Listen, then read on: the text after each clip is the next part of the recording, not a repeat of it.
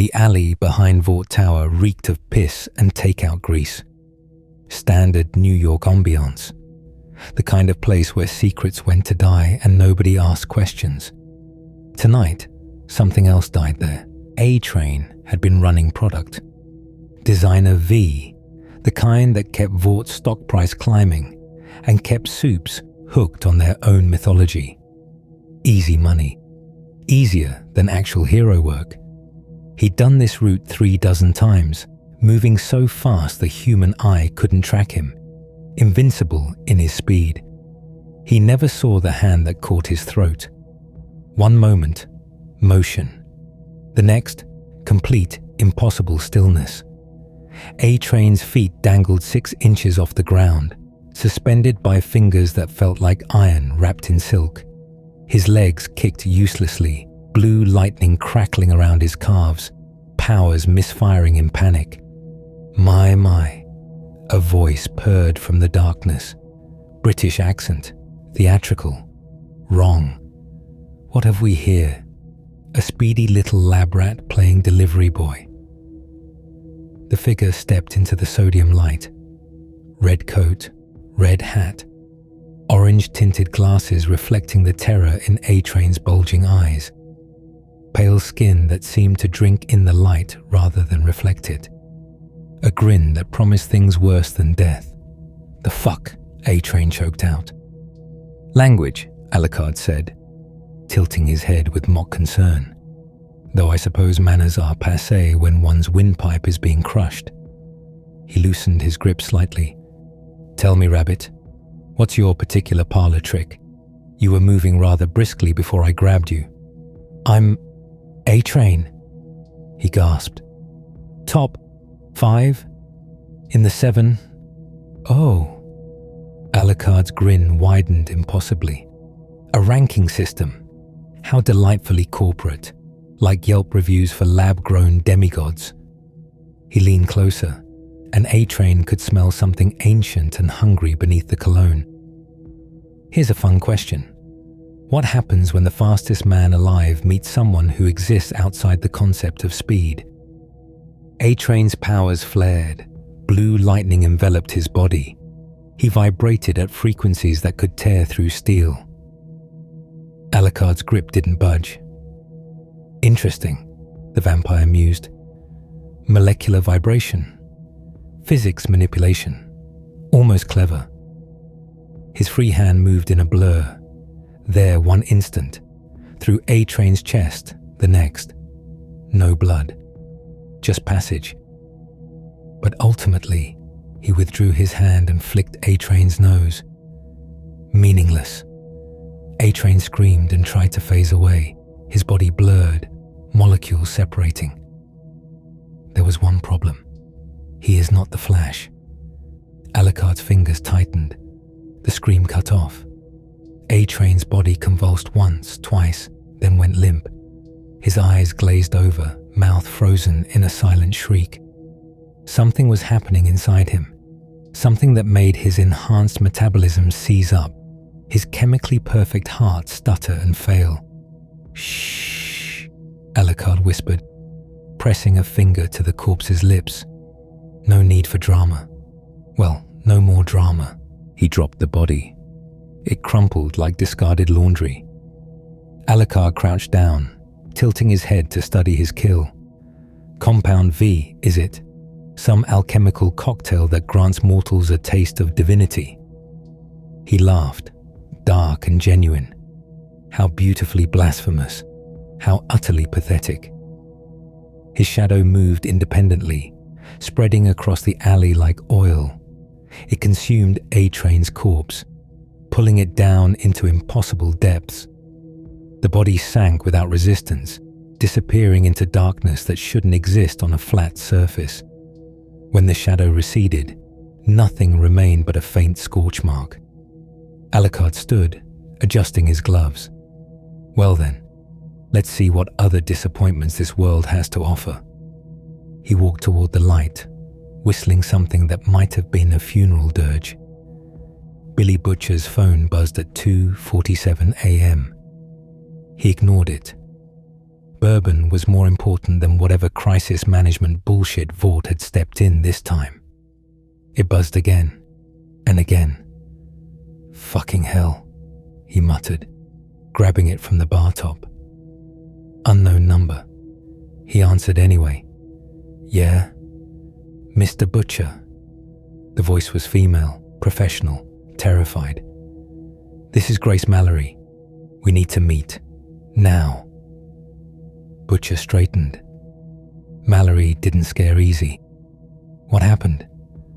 "A train is gone. Not missing, gone. No body, no evidence, no witnesses. Just gone." A pause. "And there's security footage you need to see. Send it over." "No, in person, 30 minutes, the usual place." She hung up. Butcher stared at his glass, then drained it. Bollocks. The usual place was a condemned warehouse in Red Hook that smelled like dead fish and broken dreams. Mallory was already there when Butcher arrived, laptop open on a rusted oil drum. "Show me," Butcher said. Mallory turned the screen toward him. Grainy security footage from the alley. Timestamp, 11:43 p.m. A train appeared in a blue streak, stopped, checked his phone. Then, static, brief, maybe 2 seconds. When the image cleared, A train was off the ground, held by someone in a red coat. The angle was wrong to see the attacker's face, but Butcher could see A train's expression. Pure animal terror. More static. When it cleared again, the figure was crouched over something on the ground. The body. Then the shadows moved wrong, spreading, consuming, defying every law of physics Butcher knew. The body sank into the ground like it was quicksand. The figure stood, adjusted his coat, walked away. Before leaving frame, he looked directly at the camera and grinned. Butcher felt ice slide down his spine. That smile wasn't human, couldn't be human. "What the fuck was that?" he breathed. "That," Mallory said quietly, "is the question keeping me awake. Vaught's in full panic mode. They're calling it a new player, a threat level they don't have protocols for. A soup. If he is, he's not in any database, no records, no history. He just appeared." She closed the laptop. "Butcher, I've seen bad things, done bad things, but whatever that is," she met his eyes, "it's not playing the same game we are. Where is he now? We don't know, but based on trajectory and timing." She pulled out a paper map marked with red circles. 3 more soups went dark in the last 4 hours, translucent, black noir, shockwave, all in a 10-block radius. Butcher studied the pattern. "He's hunting. Yes, and he's accelerating." Mallory folded her arms. "I need you to find him, talk to him if possible. Put him down if necessary." Butcher laughed, sharp and humorless. "You saw what he did to A-Train. That cunt could move faster than bullets. This thing grabbed him like a fucking insect." He shook his head. "You want him dead? Send Homelander. Homelander's already asked Vought for everything they have on the target. He's scared, Billy. I've never seen him scared before." That made Butcher pause. Homelander scared. The thought was delicious. Terrifying, but delicious. "I'll need my team," he said finally. "Done. Full access. Whatever you need." Mallory handed him a thick folder. "Everything we know is in there. It's not much." Butcher took it, flipping through pages. Blurry photos. Witness statements from people who'd seen a man in red near supernatural violence. Medical reports on victims who'd survived encounters, catatonic, broken, mumbling about eyes like hell and laughter in the dark. The last page was a freeze frame from the alley footage, the figure looking at the camera, Mid-grin, someone had scrawled a note in the margin. He knew we were watching. "Fuck me," Butcher whispered. Alucard found the Seven's tower amusing in its arrogance. All that glass and steel, reaching toward heaven like corporate Babel. He stood across the street, hands in his pockets, admiring the architecture. Compensating for something, he mused aloud. A young couple walked past, giving him odd looks. He waved cheerfully. They hurried away. He could smell the soups inside. Dozens of them, scattered throughout the building like exotic pets in a very expensive zoo.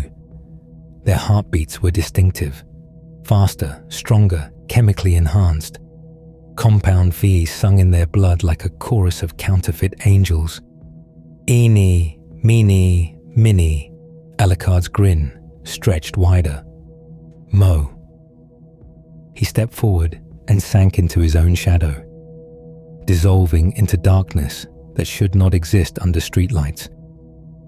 The shadow moved independently, sliding across pavement, up the building's facade, through microscopic gaps in sealed windows. Inside, on the 73rd floor, the Deep was practicing his speech for tomorrow's Ocean Conservation fundraiser. Vapid, self-important drivel about humanity's connection to the sea. He'd written it himself and was quite proud. The lights went out. "Hello?" the Deep called. "Maintenance." Laughter echoed from nowhere and everywhere at once. "Who's there?" The Deep's voice cracked slightly. He could survive ocean pressures that would crush submarines, but darkness and isolation were different beasts. "Just a fan." Alucard's voice purred from the shadows. "I caught your show. The whole talking to fish routine. Absolutely riveting." The Deep activated his phone flashlight, swinging it wildly. Empty office. No one there. "Your ability," Alucard continued, circling in the dark, "is telepathic communion with marine life, yes? You can feel their thoughts, their pain, their everything. Show yourself, as you wish." Alucard materialized directly in front of the Deep, face inches away. The Deep stumbled back with a very unheroic yelp. "Jesus Christ." "Not even close," Alucard said pleasantly. He grabbed the Deep's head with both hands, gently, almost tenderly. "Now then, let's explore this gift of yours. Tell me, if you can feel every fish's suffering." His grin became something terrible. "Can you feel every fish dying?" The Deep's eyes went wide. His telepathy activated involuntarily, pushed beyond its limits by whatever force was radiating from Alucard's touch. Suddenly, he was connected to every ocean, every sea, every dying fish across the planet. Billions of deaths, billions of tiny agonies, an endless, screaming cacophony of aquatic suffering compressed into a single instant of awareness. The Deep scream shattered the office windows. "There we are," Alucard said, releasing him. The Deep collapsed, convulsing, tears streaming down his face. "True empathy is such a burden, isn't it?" He crouched down, studying the broken soup like a curious child examining an insect. You wanted to be special, to matter, to transcend your mundane existence. He patted the Deep's cheek almost affectionately. "Congratulations, you got your wish." The Deep lay there, eyes unfocused, mind shattered by an eternity of death experienced in seconds. He'd never speak coherently again. Alucard stood, brushing off his coat. One down, several dozen to go. This is going to be a delightful evening.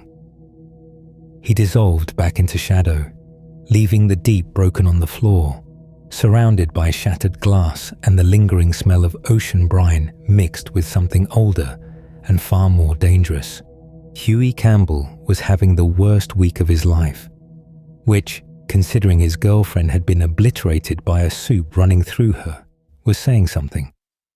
Now he sat in Butcher's shitty safe house basement with Frenchie and Kimiko, staring at photographs of crime scenes that made A-Train's casual murder of Robin look like a fucking mercy.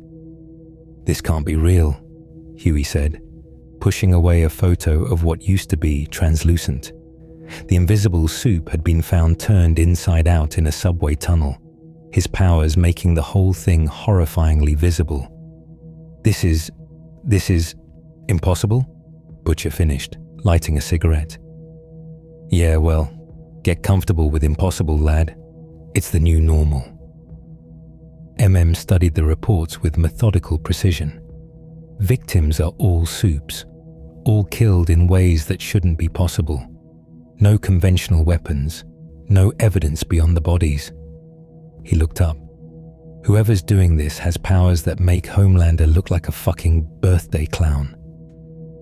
"Mon Dieu," Frenchie whispered, examining photos of Black Noir's remains. "This one, he was torn apart by something with claws. But the pattern, it is not animal. It is artistic, like someone was making a point." Kimiko signed rapidly. Frenchie translated. "She says the killing style changes, like the killer is experimenting, playing." "Playing," Butcher repeated, blowing smoke toward the ceiling. "Yeah, that tracks." He pulled out the folder Mallory had given him, dropped it on the table. "Our mystery cunt has a pattern. He's working his way up the food chain. Started with street-level soups. Now he's hitting 7 members." "And Vought?" asked. "Shitting themselves. Homelander's got the whole tower on lockdown. Ashley's doing damage control, calling it a coordinated terrorist attack." Butcher's grin was razor sharp. "They're terrified and trying not to show it. It's fucking beautiful." Huey felt sick. "So what's the plan? We find this guy and what? Work with him?" "Work with?" Butcher laughed. "No, Huey.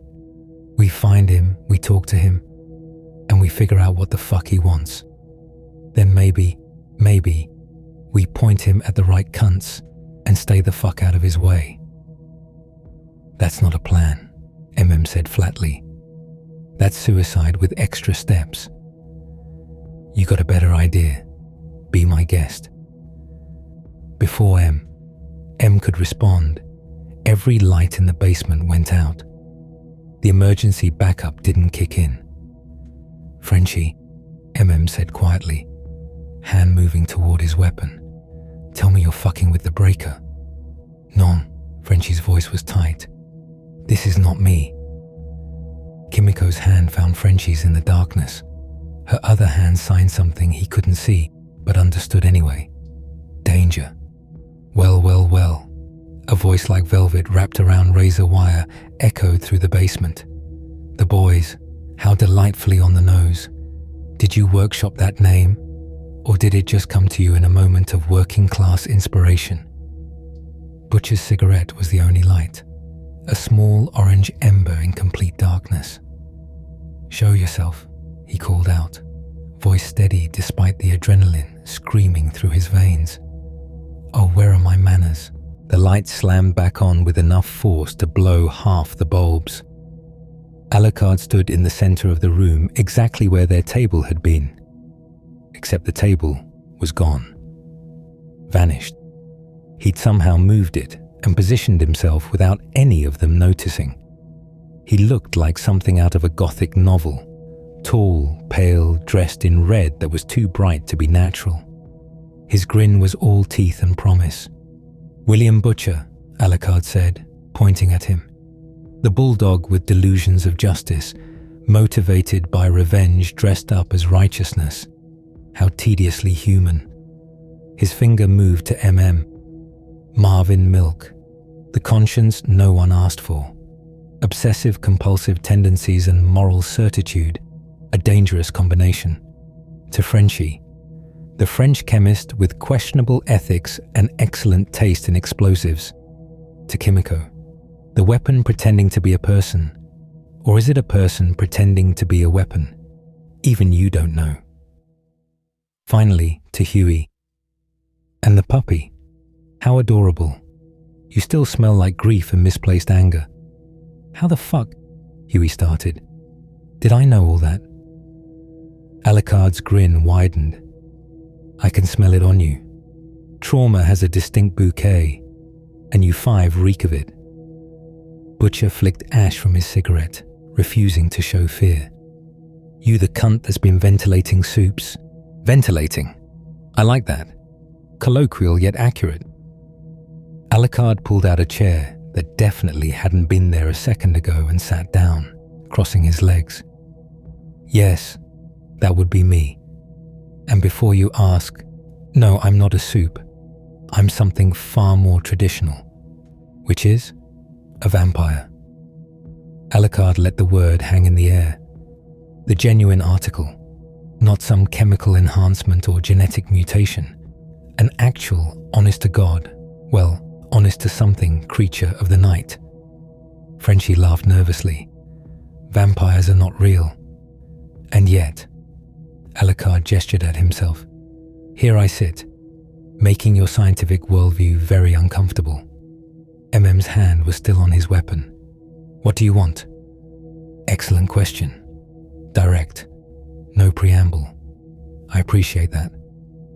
Alucard leaned forward, elbows on knees, face alight with enthusiasm. I want to help you. Bullshit, Butcher said immediately. Is it? Think about it, William. You want to destroy Vought, burn down their corporate cathedral and piss on the ashes. I want, he paused, considering, entertainment, stimulation. This world is so dull. All these so-called superheroes with their powers and their posturing, and not one of them is actually super. They're just humans with chemical enhancements playing dress-up. And you're different, MM challenged. Oh, immeasurably. Alucard's eyes gleamed behind his glasses. I don't play dress-up. I don't pretend to be a hero. I am exactly what I appear to be. A monster who's honest about it. Unlike your 7, who are monsters pretending to be saviors. Kimiko signed something. Frenchie translated, voice shaking slightly. She asked why you killed them, the soups. Because they were there. Because I was curious. Because I could. Alucard shrugged. Pick whichever motivation makes you most comfortable. The result is the same.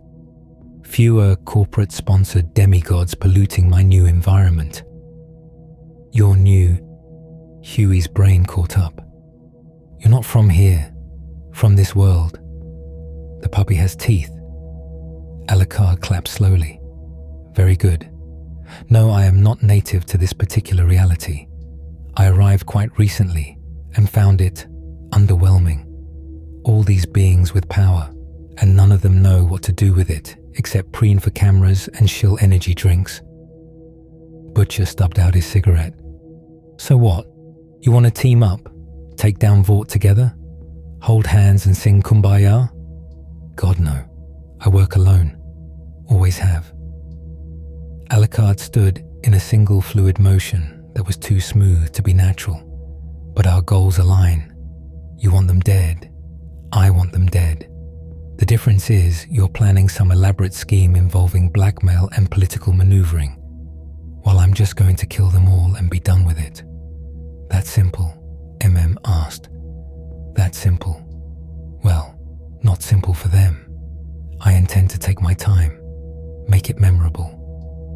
His grin became absolutely feral, starting with your golden boy, Homelander.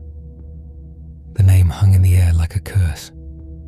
You go after Homelander, MM said carefully. You better be able to back it up. He's not like the others. He's the strongest, the fastest, the most dangerous. Alucard waved dismissively. Yes. I've heard the propaganda. America's greatest hero. God's perfect warrior. The man who can do whatever the fuck he wants. He leaned in close to MM. Close enough that MM could smell old blood an older death. Let me tell you a secret. I've killed gods before. Actual gods. Divine beings with portfolios and worshippers and cosmic authority. He straightened up, adjusting his hat. Homelander is a lab experiment with a marketing team. He's not even a challenge. He's a punchline. Then why wait? Butcher asked. Why not just kill him now?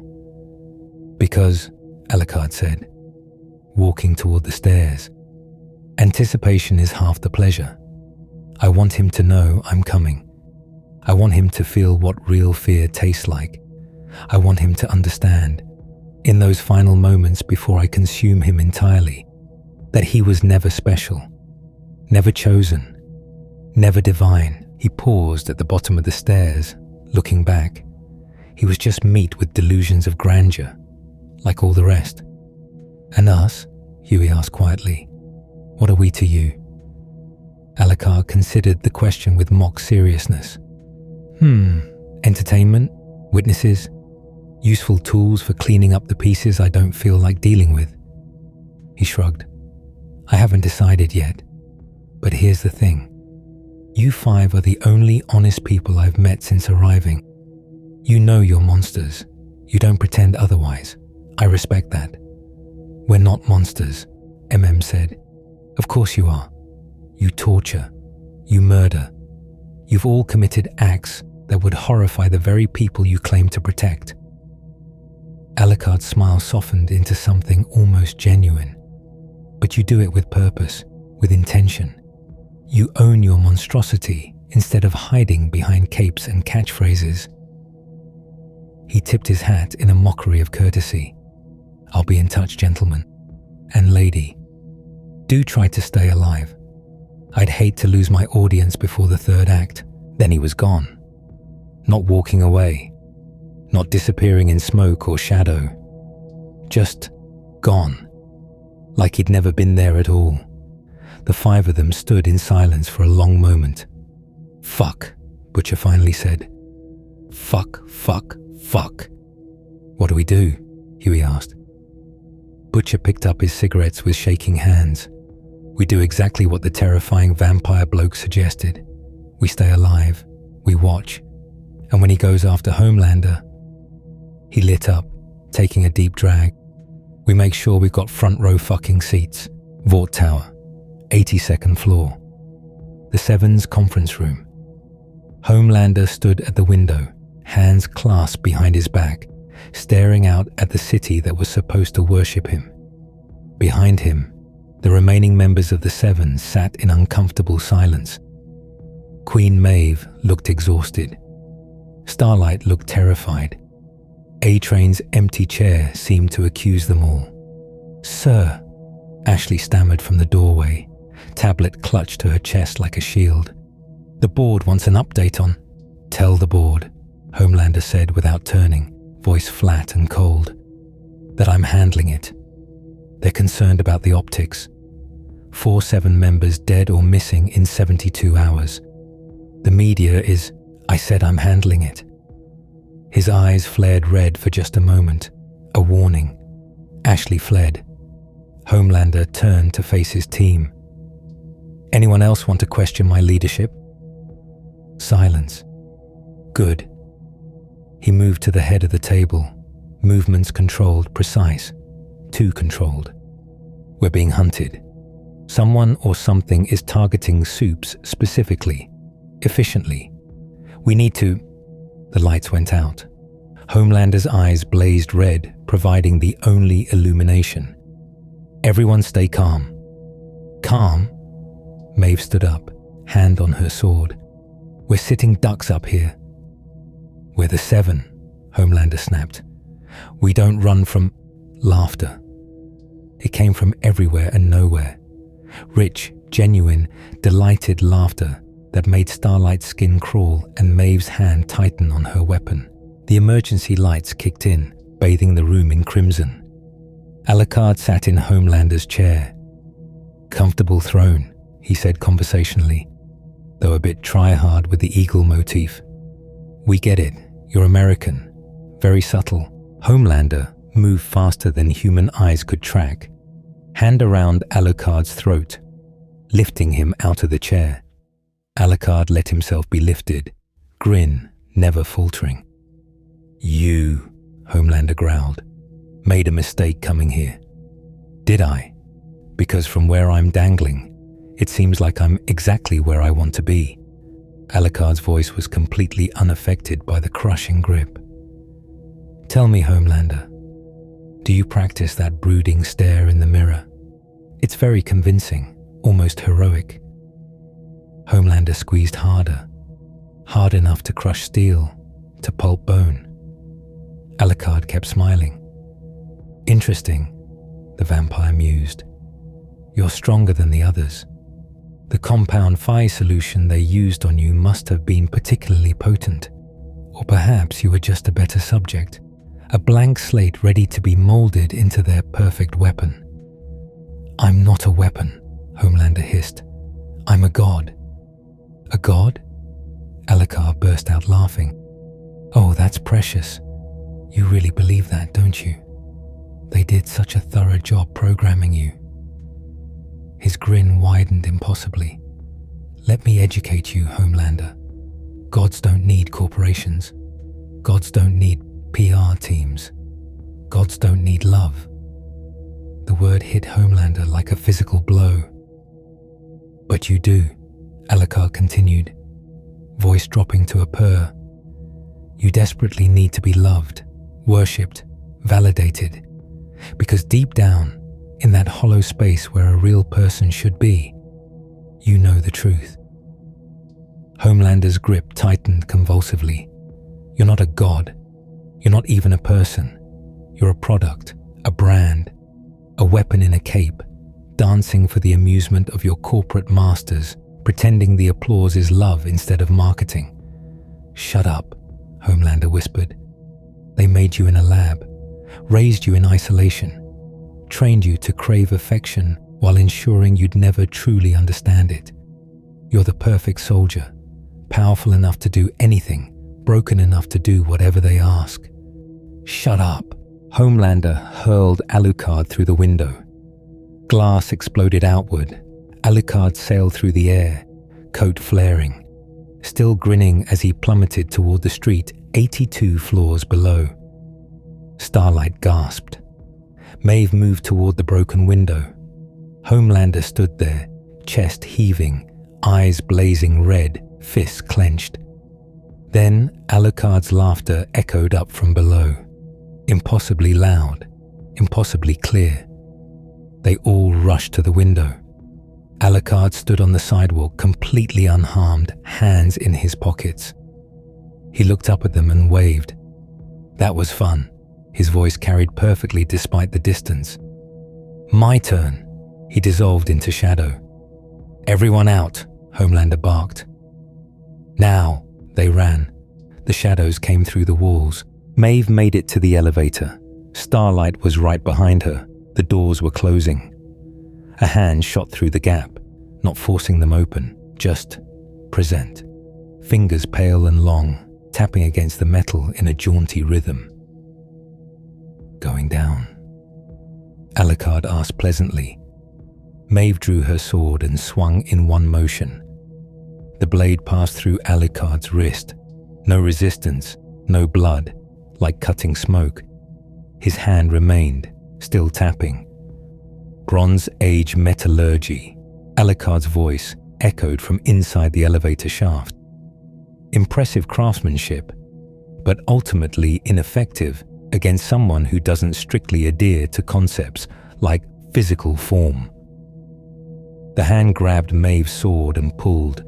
She stumbled forward, off balance. The elevator doors opened fully.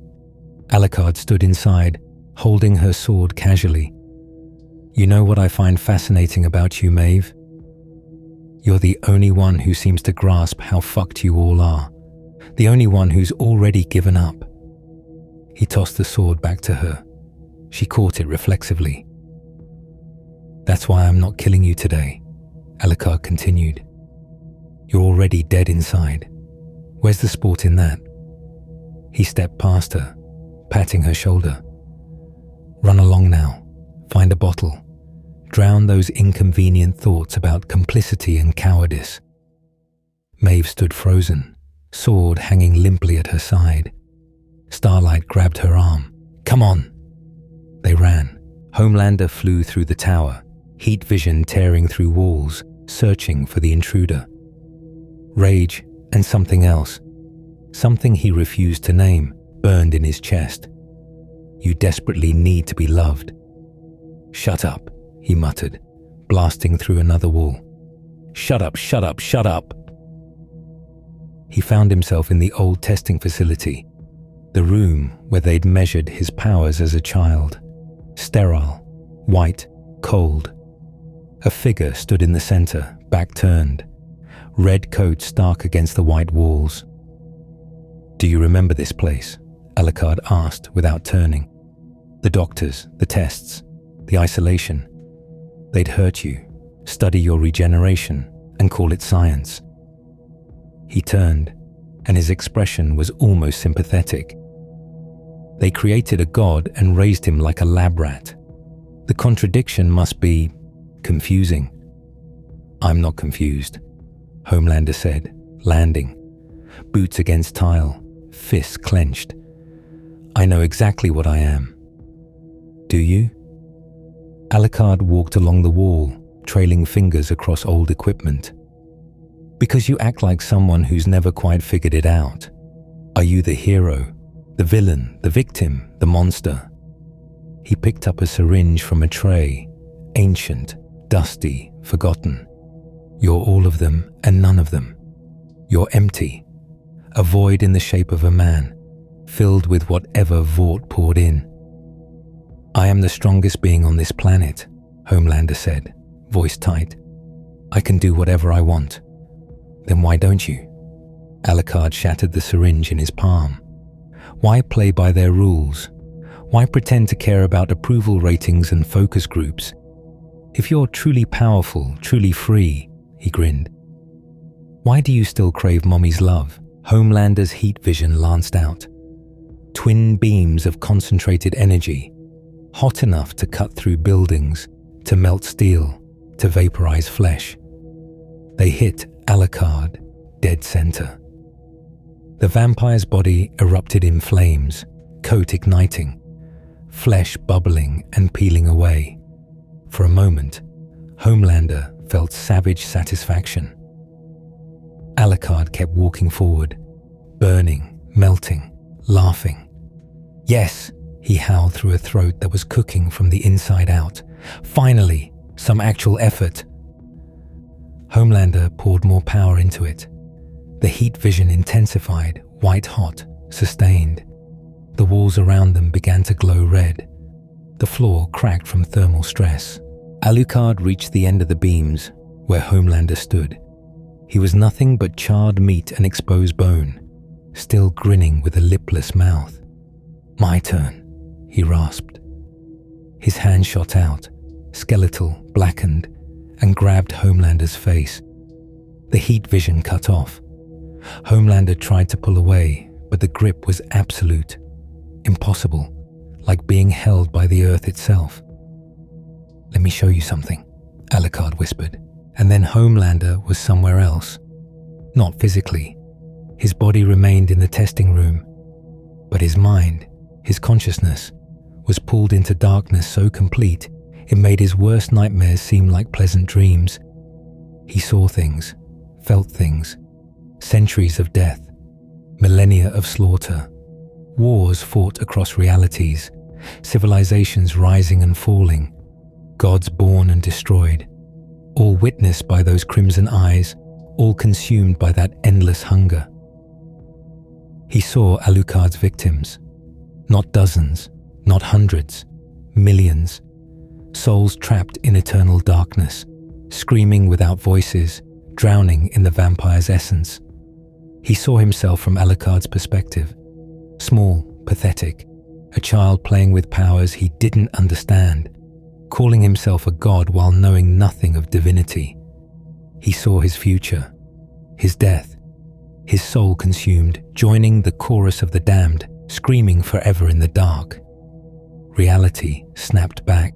Homelander collapsed to his knees, gasping. Across from him, Alucard's body regenerated. Flesh crawled across bone. Skin reformed. The coat knitted itself back together. Within seconds, he was pristine again, completely unharmed. "You can't kill me," Alucard said matter-of-factly. "You can't even hurt me. Not really. I've been destroyed by weapons that make your laser eyes look like birthday candles. I've been torn apart by beings that predate your species. I've been erased from reality itself." He crouched down to Homelander's level, and yet here I am, still grinning, still hungry. Homelander stared at him, something breaking behind his eyes. What are you?" "I'm the monster under the monster's bed," Alucard said softly. "I'm the thing that nightmares have nightmares about. I'm the proof that power without purpose is just noise." He stood.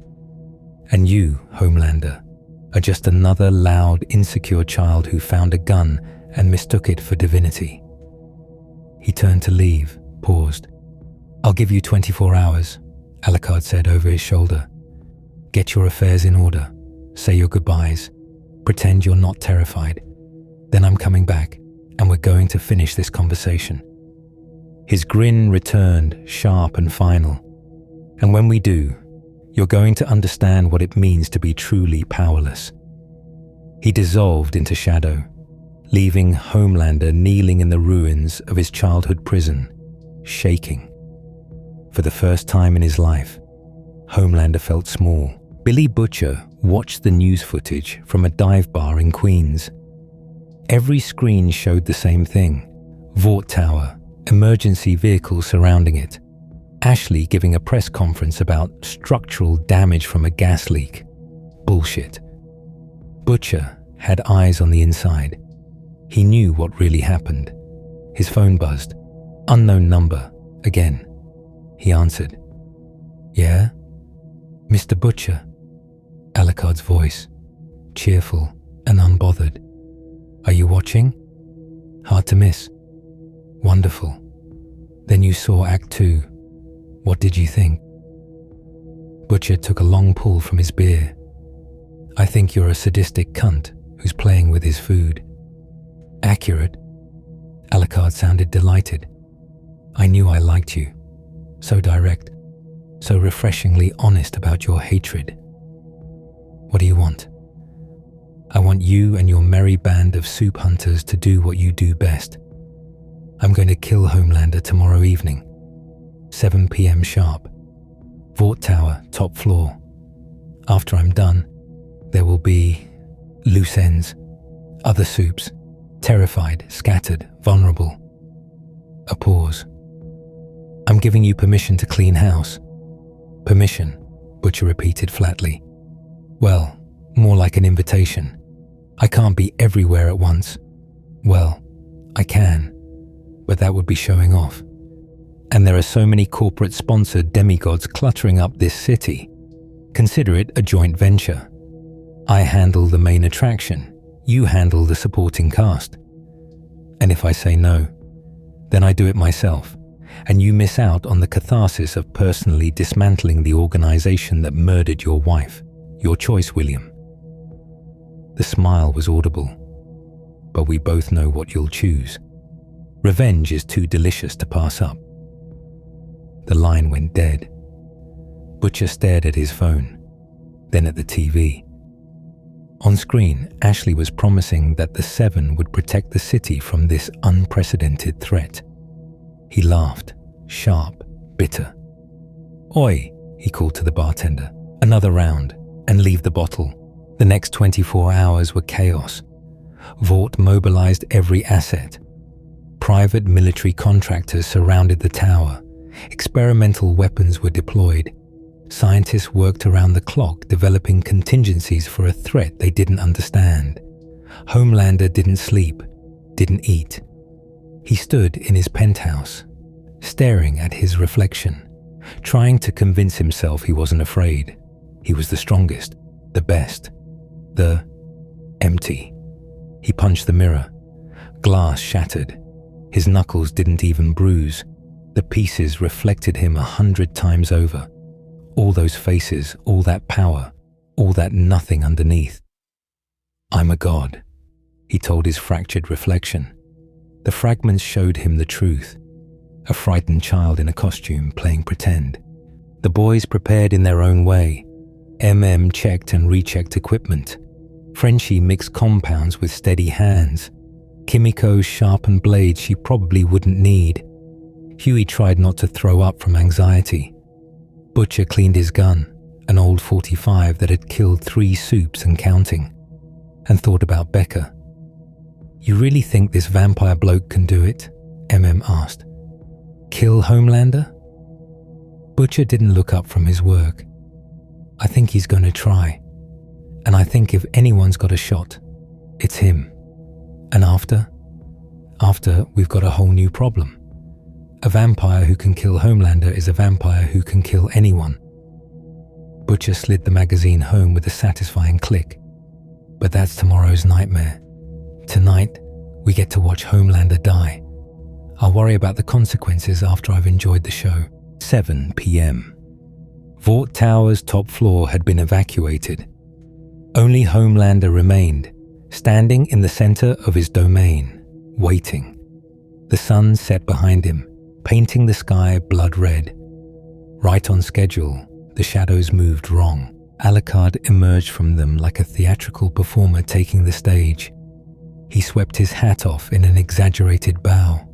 "Good evening, Homelander. Thank you for keeping our appointment. Punctuality is such a rare virtue these days." Homelander floated a few inches off the ground, arms crossed. "I'm not afraid of you." "Of course not," Alucard said, replacing his hat. "That's why your pulse is elevated. Your pupils are dilated. And you've been standing in exactly the same spot for 6 hours, too paralyzed to run." He grinned. "But let's pretend otherwise. It'll make this more fun." "I'm going to tear you apart," Homelander said. "Slowly. I'm going to make you regret ever..." Alucard moved.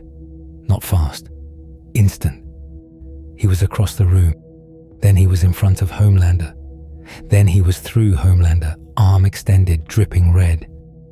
Homelander looked down at the hole in his chest. No pain yet, just shock. "You talk too much," Alucard said from behind him. "It's boring." Homelander spun, heat vision blazing. Alucard took it full in the face again, let himself burn down to bone, regenerated mid-stride, and backhanded Homelander through 3 walls. The soup crashed into his own bedroom, scrambled up, flew at Alucard with everything he had. Alucard caught him by the throat mid-flight and slammed him into the floor hard enough to crack the foundation. "You know what the difference is between us?" Alucard asked conversationally, kneeling on Homelander's chest. "You were given power. I earned mine. You're a test tube miracle. I'm centuries of suffering and evolution compressed into one very stylish package." Homelander grabbed Alucard's arm, tried to break it. The bone splintered. Alucard didn't even flinch. It healed instantly. "You can't win," Alucard continued. "You can't even compete. This isn't a fight, Homelander. It's an education." He leaned closer. "And the lesson is simple. You were never special." Homelander's eyes filled with tears, rage, desperation, terror. "Please," he whispered. Alucard's grin softened into something almost pitying. There it is, the truth. Under all that bluster and bravado, a scared little boy begging not to be hurt. He stroked Homelander's hair with his free hand, almost gentle. "Did you beg them too? The doctors, the scientists? Did you cry and ask them to stop?" Homelander sobbed. Actually sobbed. "I thought so." Alucard stood, pulling Homelander up with him. "Here's the thing about monsters, Homelander. Real monsters don't pretend to be heroes. They don't hide behind capes and catchphrases. They're honest about what they are." He pulled Homelander close, almost an embrace. "You could have been magnificent," Alucard whispered, "if you'd just accepted the monster. But you wanted to be loved. And that weakness?" He pulled back slightly, meeting Homelander's eyes. "That's what kills you." His form shifted, changed. His mouth opened impossibly wide, revealing darkness that went on forever, filled with screaming souls and endless hunger. Homelander tried to scream. Alucard consumed him. The consumption wasn't quick. Alucard drew it out, savoring every moment, every sensation. Homelander's physical form dissolved into shadow and light, pulled inexorably into the vampire's essence. But his soul, that broken, desperate thing that took time. Homelander felt himself being torn apart on a level beyond flesh. His consciousness fragmented, scattered, then compressed into something small and screaming. He tried to hold on to himself, his power, his identity, his sense of self. But it all slipped away, like water through fingers. He saw the others, the souls Alucard had consumed over centuries. Millions of them, trapped in eternal darkness, aware but helpless. Warriors, kings, gods, all reduced to whispers in the void, fuel for the creature that had devoured them. "No," Homelander thought desperately. "I'm special. You're nothing," Alucard's voice echoed through the darkness. "You always were." The last thing Homelander experienced was understanding. True, complete understanding of what he'd been. A product, a brand, a weapon wearing a hero's face. Never a person, never a god. Just meat with delusions of grandeur. Then, even that understanding was consumed, and Homelander ceased to exist. Alucard stood alone in the wrecked penthouse, eyes closed, processing his meal. Homelander's power flooded through him. Invulnerability, flight, heat vision, superhuman strength. All of it absorbed, integrated, added to the vast collection of abilities Alucard had stolen over the centuries. He murmured, opening his eyes. They glowed red, brighter than before. Compound V, fascinating, crude but effective. He flexed his hand, feeling the new power settle into place, like adding cheap whiskey to a 1,000-year-old wine collection. Not refined, but it has a certain kick. He walked to the broken window, looked out over the city. New York sprawled before him, millions of lives going about their evening, unaware that their greatest protector had just been erased from existence, unaware that the age of soups was ending. Alucard smiled. "And now," he said to the city that couldn't hear him, "the real fun begins." He stepped off the ledge and flew. Not shadow travel, not teleportation. Actual flight, stolen from Homelander's consumed essence.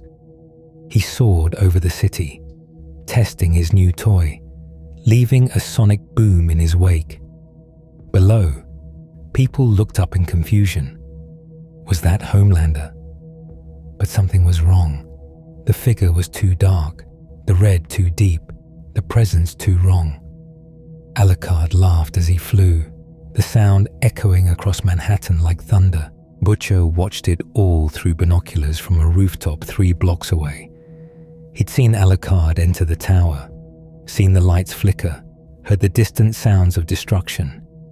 Then, moments ago, he'd seen a figure in red emerge and take flight.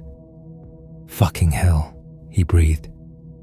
MM stood beside him, watching through his own binoculars. "Is that?" "Yeah," Butcher said. "The vampire cunt. Flying, using Homelander's powers." "So Homelander's dead, or worse than dead, knowing that monster." Butcher lowered his binoculars. "Which means we've got work to do." He pulled out his phone, dialed a number. "It's done," he said when Mallory answered. Homelander's gone. The vampire took him out. A pause. Yeah, I'm sure. I fucking watched it happen. Mallory's voice crackled through the speaker, then moved to phase 2. We've identified 17 high-priority soups still in the city.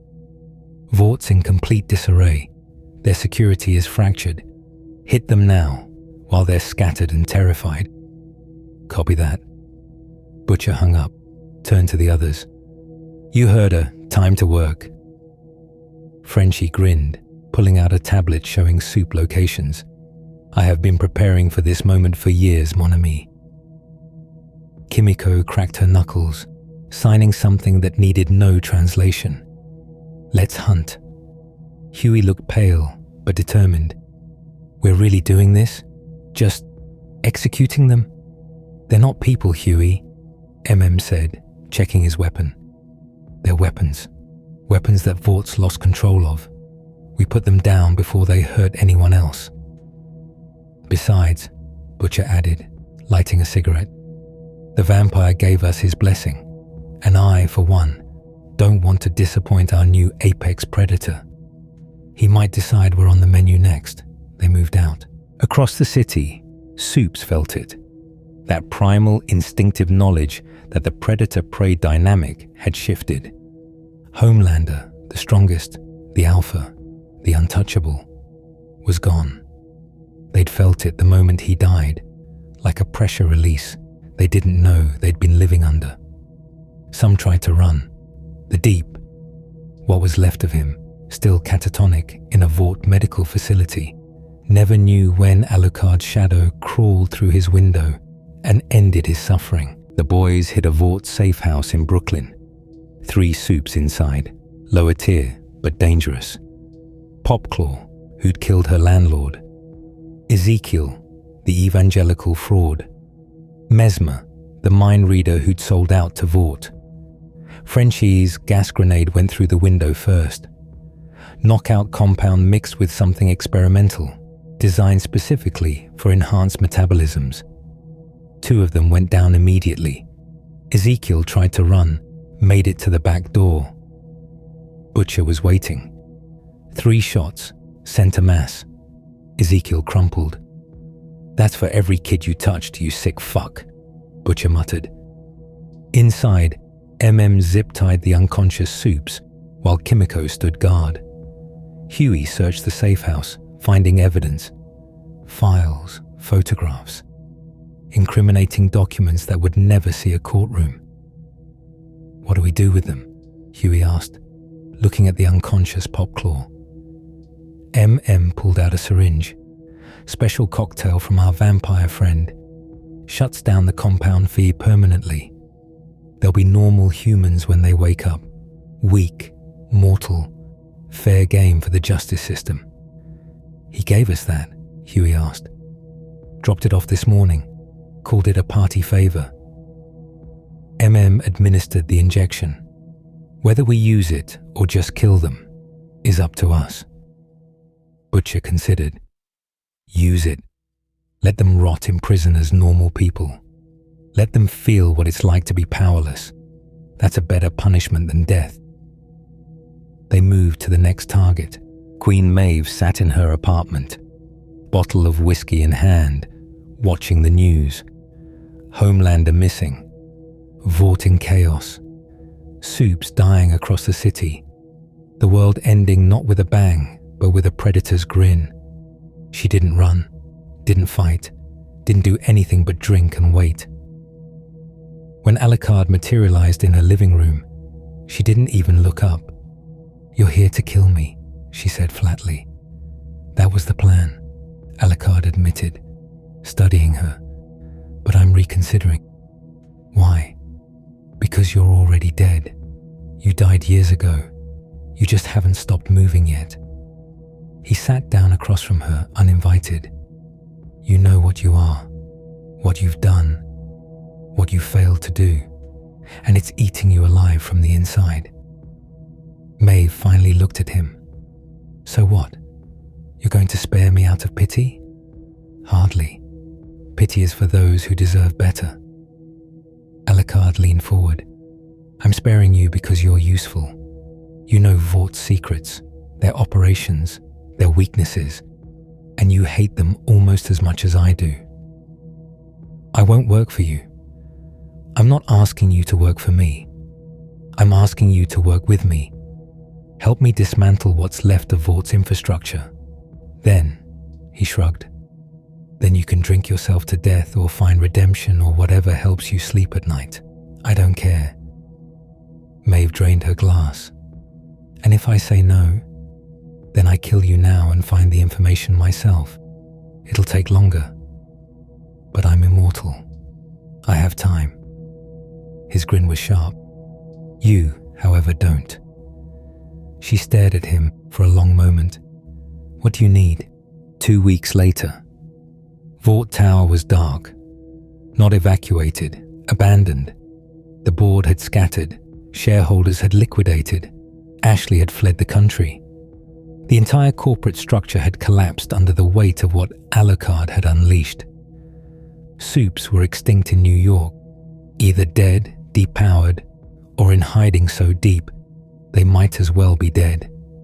The ones who'd survived had scattered globally, but Alucard was patient. He'd find them eventually. The boys stood outside the tower, looking up at the darkened windows. Hard to believe it's over, Huey said quietly. It's not over, corrected. It's just different now. Butcher lit a cigarette, exhaling smoke into the night air. We traded one monster for another, Homelander for the vampire. Not sure that's a win. At least this monster is honest, Frenchie said. He does not pretend to be a hero. Kimiko signed. He keeps his word. That's more than Vought ever did. They stood in silence, processing the new world they'd helped create. A shadow moved behind them. Gentleman, lady. Alucard stepped out of the darkness, looking utterly relaxed. Admiring your handiwork? Our handiwork, said. You killed most of them yourself. True, but you handled the tedious cleanup, the stragglers, the paperwork. Alucard grinned. Teamwork makes the dream work, or so I'm told. What happens now? Huey asked. You've killed all the Supes, destroyed Vought. What's left? Evolution, Alucard said simply. This world relied on chemical gods for too long. Time for humanity to remember what it means to stand on its own. He looked up at the dark tower. Besides, there are other Vaught's out there.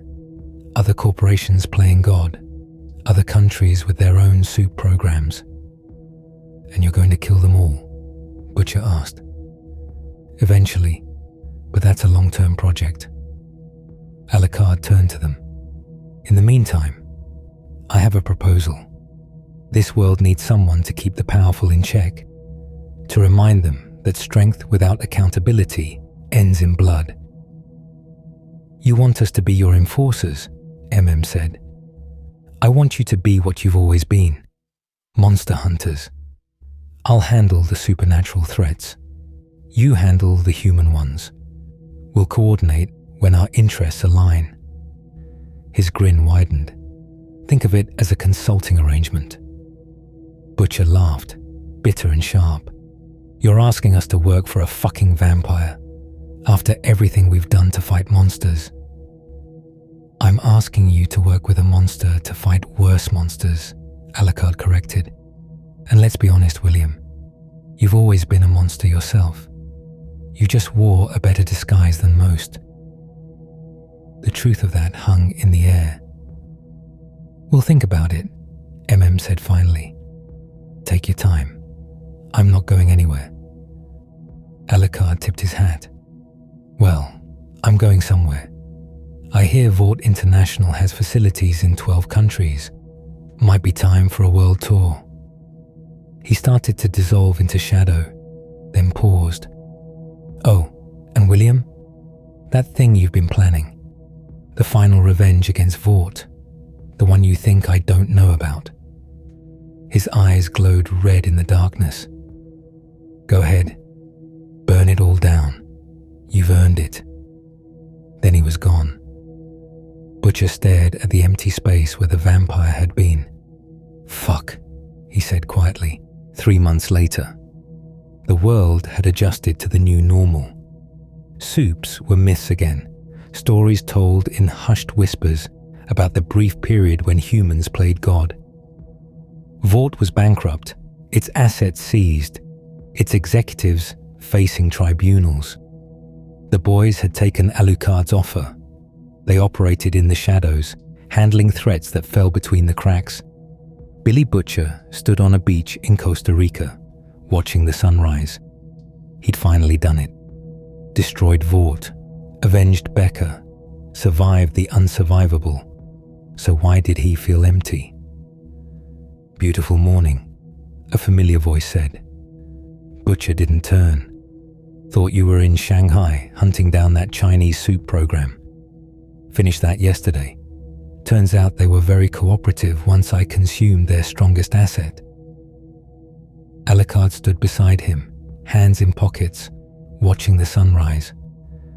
"Vampires can appreciate sunrises, you know. We just can't stay for the full show." "Why are you here?" "Checking in, making sure my favorite monster hunters haven't gone soft. We're fine. Are you?" Alucard glanced at him. "You won, William. You destroyed everything you set out to destroy. And now you're standing on a beach, drinking at 9 in the morning, wondering what the point was." Butcher took a swig from his flask. "Fuck off." "That's the thing about revenge," Alucard continued, ignoring him. "It's delicious in the moment, satisfying, necessary even. But once it's done, once the enemy is dead and the victory secured..." He smiled sadly. "You're left with yourself, and that's often the worst monster of all. You speaking from experience? Centuries of it." Alucard turned to face him fully. "I've destroyed empires, William, consumed gods, outlived civilizations, and at the end of every victory, I'm still here, still hungry, still searching for something that makes the eternity bearable. What's your point?" "My point is that you're at a crossroads. You can drink yourself to death, following Becca into whatever comes after. Or," he gestured vaguely at the sunrise, "you can find a new purpose, a new monster to fight, a new reason to keep moving." Butcher was quiet for a long moment. "You offering me a job?" "I'm offering you a partnership. The world still has monsters, William. They're just harder to spot now. But you're good at finding them, and I'm good at killing them." Alucard's grin returned. "Together, we could do some real damage." "Thought you worked alone." "I did, for a very long time. But..." Alucard looked back at the sunrise, something almost wistful in his expression. "Even monsters get lonely, and you lot are the closest thing I've had to interesting company in decades." Butcher considered it, the offer, the future, the alternative of slowly drowning in whiskey and memories. "I'm not calling you boss," he said finally. Alucard laughed, genuine and delighted. "Wouldn't dream of it. Partners it is." He extended his hand. Butcher stared at it. The hand of a monster, a killer, a creature that had consumed Homelander and countless others. The hand of something eternal and terrible and honest about what it was. He shook it. "Partners," he agreed. The sun continued to rise. The world continued to turn. And somewhere in the darkness, the next monster was already waiting. But for the first time in a long time, Billy Butcher smiled. The age of soups was over. The age of honest monsters had begun. And this time, the monsters were hunting the right targets.